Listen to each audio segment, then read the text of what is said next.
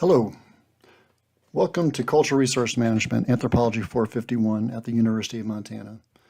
My name is Doug McDonald, and I'm a professor of anthropology at the University of Montana. My archaeological research takes me all over Montana and Wyoming in search of great archaeological sites. We primarily work for cultural resource management federal agencies such as the National Park Service and the Bureau of Land Management. Here at the University of Montana, I teach classes in archaeology and, as you know, cultural resource management. I've taught this class at UM now since 2006, with this one being the first to be offered fully online. With this course, University of Montana students can actually complete a fully online undergraduate anthropology degree here at UM. I look forward to getting to know each of you through the digital world of cultural resource management. In terms of class structure, we will use Moodle for everything.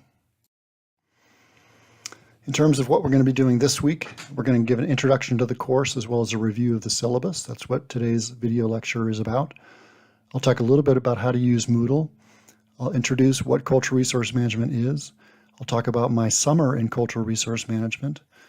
And then next week, a little bit of a preview on the history of cultural resource management. So what is cultural resource management? It can be defined as the means by which we account for the impacts of government projects on important cultural resources. Why do we manage cultural resources? Well, we do it because it's the law. Tom King defines a cultural resource as any resource that is of a cultural character, which means humans made it. There's typically an age limit of about 50 years for cultural resources in terms of which resources we manage. There's four main types of cultural resources: archaeological sites, historic resources such as buildings, traditional cultural places, and objects of cultural importance. There's a video that I want you to watch on traditional cultural places, or TCPs, for this week. True or false? Cultural resource management, or CRM, equals historic preservation. Well, that's false. There's a lot of overlap between the business of historic preservation and cultural resource management, but the fact is that the laws that we're going to talk about actually allow the legal destruction of cultural resources. So historic resources are not always preserved in cultural resource management. This figure from Tom King's book, Cultural Resource Law and Practice, is a good one to look at because it shows you the overlap between cultural resources and all the different laws that we'll talk about in the class. So by what means do we manage cultural resources? Well, there's various types of laws that allow us to manage cultural resources. Most of them that we'll use in this class are federal laws, and I'll talk in a minute about the four key laws. There are also state laws, tribal laws, and local municipal laws. We'll focus on the federal laws, including these four key ones: the National Historic Preservation Act, or the NHPA, the Native American Graves Protection and Repatriation Act, or NAGPRA, the Archaeological Resources Protection Act, or ARPA, and the National Environmental Policy Act, or NEPA.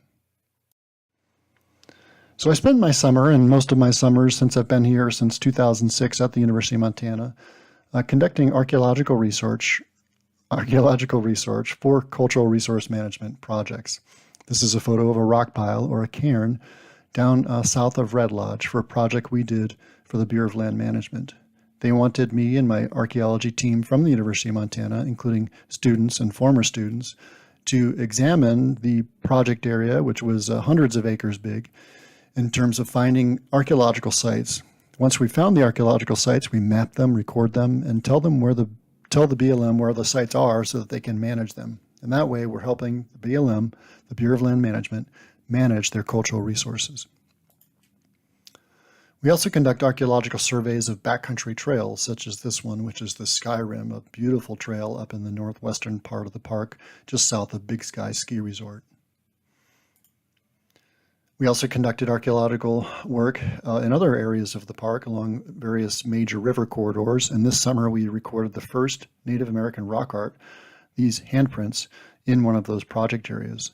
Unfortunately, I can't tell you where those handprints are located because that would divulge important information that the park doesn't want us to tell in terms of managing the cultural resources and protecting them from tourists. We also found important bison bones that were hunted and killed by Native Americans over 9,000 years ago along a major river valley in Yellowstone. So all this information that we collect in our summer projects allows Yellowstone to manage those cultural resources, in this sense, these archaeological sites.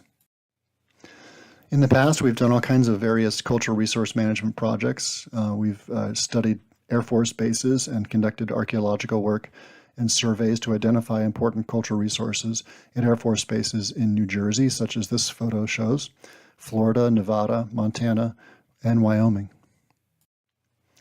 There's a video that I posted that I want you to watch on the Savannah River Cultural Resource Management Project.